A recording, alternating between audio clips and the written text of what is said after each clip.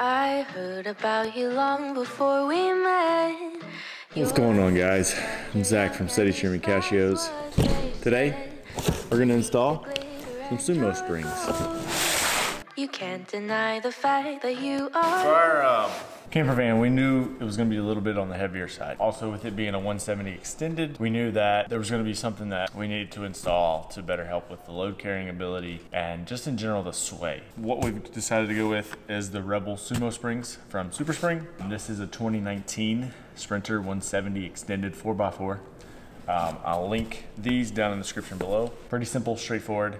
Got to remove the factory bump stops, put the new ones on. We're gonna open the box, show you what's inside. So first things first, you'll see all the paperwork. Ooh, stickers. I like stickers. Toolbox, water bottle.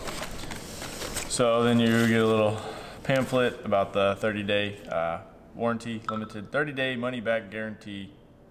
Really? 30-day money-back guarantee, limited lifetime warranty, and a hashtag show you can hashtag them. I guess that's how you say it. I don't know, I'm not into media stuff. And then you've got parts list, along with instructions, and then just kind of quick picture overview of them installed. I can do that.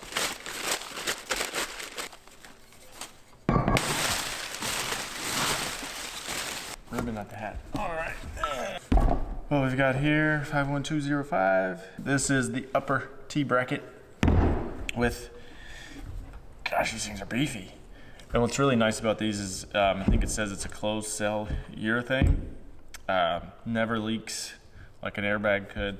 You can pop a hole in it, it's still gonna continue to do what it wants. Never really goes bad. So it's really, really nice. So this is the bottom. So it'll rest like so.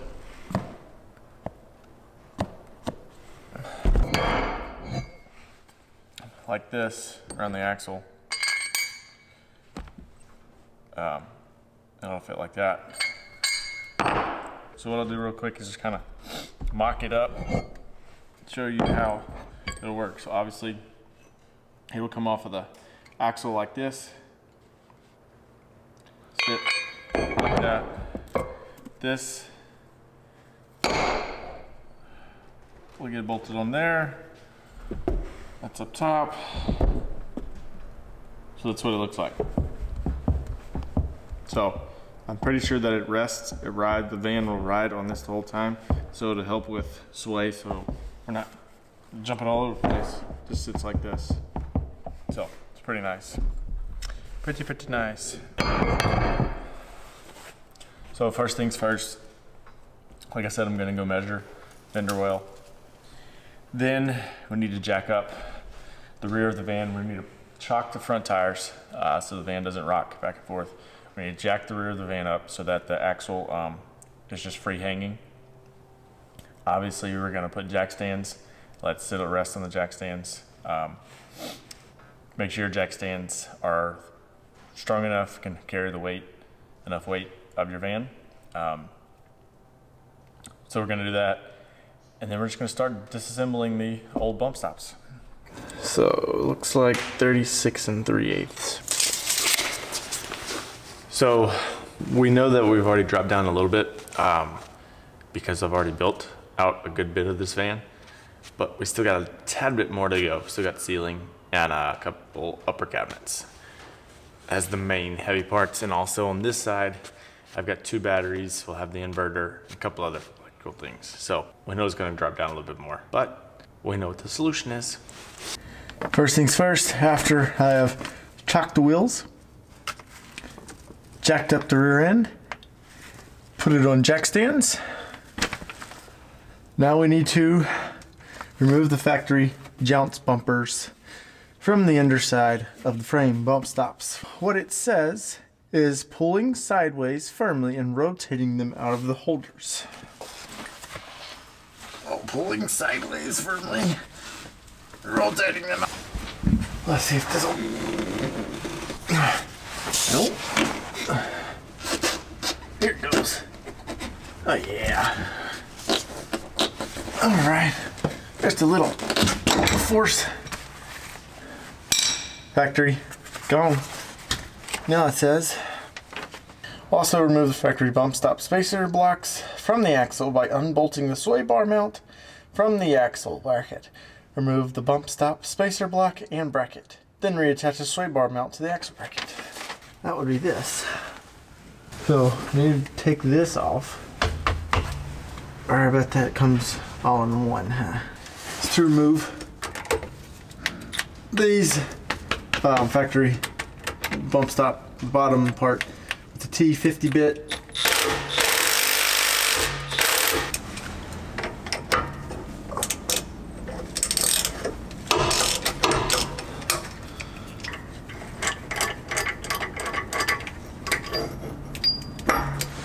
Well, these are pretty solid. That's not, so this factory stop, it's not even, can't even compress. It literally is a block of metal. Actually, it looks cast. It's cast. That is pretty heavy. Next up.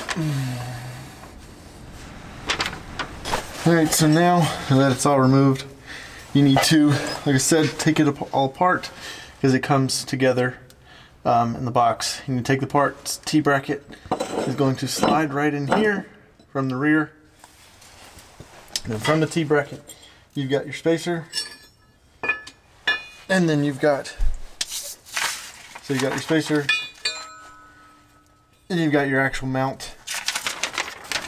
And so it's gonna go like so.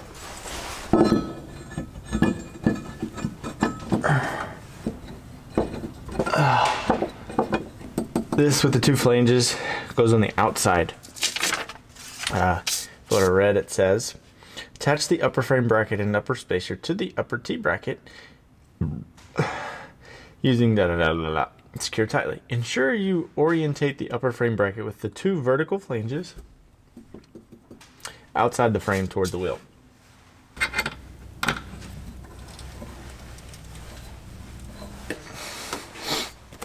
You're going to take your bottom spring and you're going to put a little thread locker on there.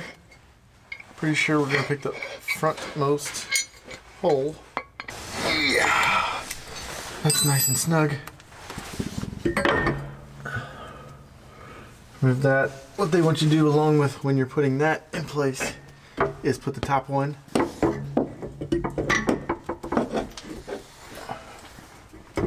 Let's see how this best work. Okay, like so. So as you can see, once I secure it, I will be securing it with, I guess, this hole there. We'll get that in place. Once you have that in place, then you will drop your bolts down through there. Might want to put a little thread locker first, never hurts. I don't know how far this bolt is going to go, so never hurts to put enough. I'll just put it on so that it's able to hold on to this while I do the other side. Put a little thread locker on it as well. Okay, so what we'll do here is obviously hold back up and you will just tighten away. No way that I'm using that hole. So this is actually obviously it's an additional, this is a heat shield. We don't have the exhaust on this side, so we don't need the heat shield. But we will need heat shield on the other side. All right, just had an idiot moment. There is one that's for the passenger side and there's one that's for the driver's side. They're not the same. Yeah, I installed the passenger side upper bracket on the driver's side. No wonder why things weren't aligning. So, had to take it down, put the driver's side bracket on. Now, I can put the top part on, and everything should line up nice. That's nice and snug, and oh my goodness, does it line up now? That looks so much better. Wow, it looks better. Okay. It looks so much better now. So we've got driver's side mounted. Everything's nice and snug, secure. Obviously, once we're done with the other side, I'll drop it down, and I will more than likely be resting on these because I raised the van up, I think, about 3.5 inches, and so obviously there's not 3.5 inches for it to go down. So we'll be sitting on this, which is nice. But let's go to the other side. So first things first, I'm gonna get rid of these bump stops. So I just took this and just kind of worked it until it just started to fall out. Just like that. There's that one. And your bottom one, bottom bracket, that is all metal. Takes T50.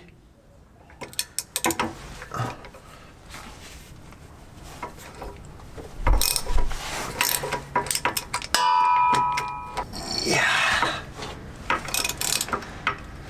Honestly, once it starts coming, you can't even use the ratchet anymore because it's really loose. So you can just hand loosen the rest.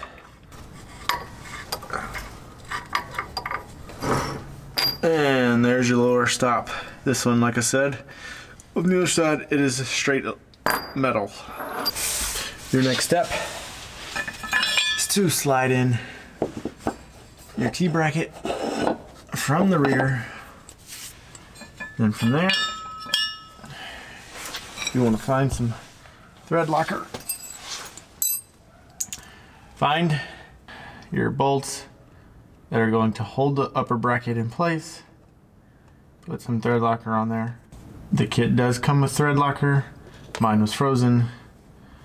So what we're gonna do is it goes like this. Flanges to the outside of the fender well.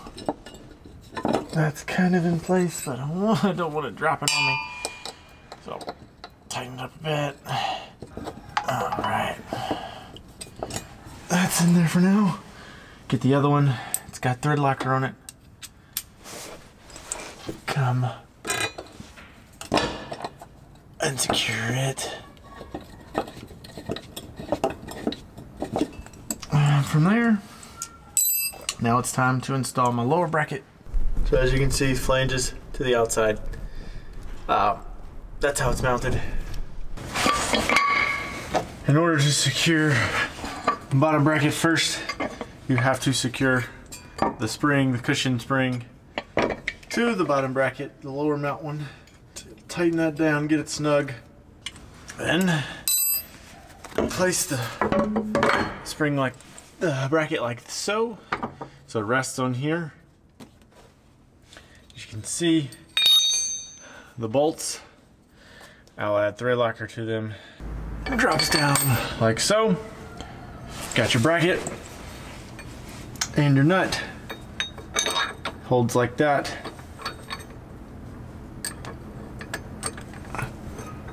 So what you might want to do is kind of hold it like I've got it. Just need to get it started just so it'll hold it. So that way you can grab the other bolt, put thread locker on it, slide it through.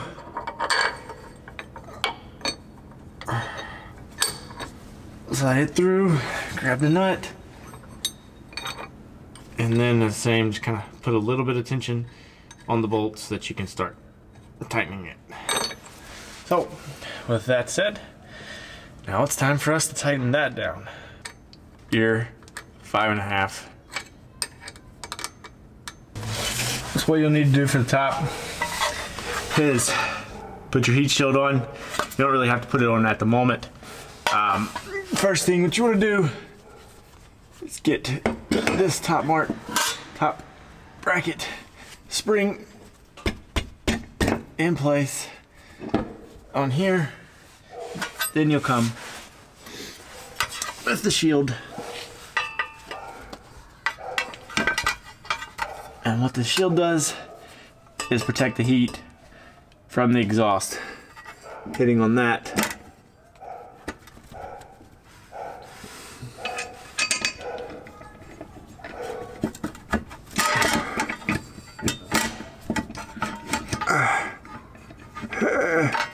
Kind of hard, this exhaust in the way. Alright, there's my hole. Got this lined up. Get it pretty snug. Make sure that my heat shield stays in place. I'll come back with my, where'd it go? Leave it on the other side. Nope. I'm back with 9/16 ratchet wrench on this side. Make sure I got it the right way. I'm not wanting to loosen. And what I'm going to do is you just snug and you want to make sure that obviously you keep the heat shield in place. And just like that, you now have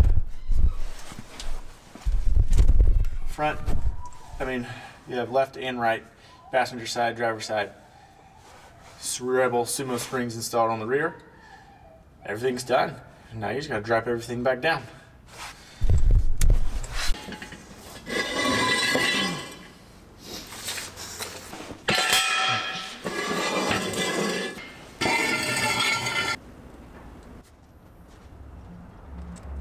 Okay, now that we're done, it's time to measure. If you remember, before we installed these, we were riding at 36 3/8. Let's see where we're at.